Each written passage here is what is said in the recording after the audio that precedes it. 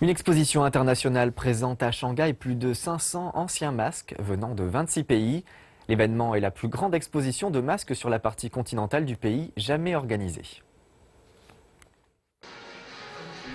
Les masques étaient autrefois largement utilisés dans la pratique de rituels ou de cérémonies dans les anciennes cultures du monde entier. L'exposition présente des masques venant des civilisations d'Asie, d'Europe, d'Océanie et d'Afrique, offrant un aperçu de ces différentes cultures. Certains ont eu une profonde influence sur l'art moderne. Les masques africains sont en général fins avec des couleurs profondes, selon les caractéristiques ethniques. On y trouve des décorations géométriques. Les visiteurs de l'exposition ont inspiré des artistes tels que Picasso et Matisse.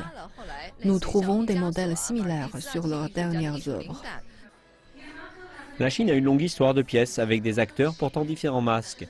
Les visiteurs de l'exposition peuvent ainsi avoir un regard plus proche sur le célèbre maquillage utilisé par les interprètes de l'opéra de Pékin, de même que les masques utilisés dans d'autres opéras chinois.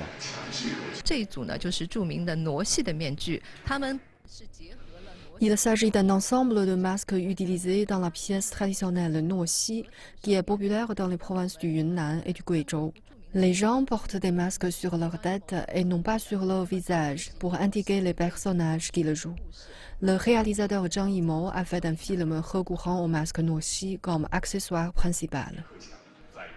Tous les masques appartiennent à l'Organisation internationale de la culture et de l'art des masques, qui est une association de 56 pays membres qui protège et étudie les masques anciens.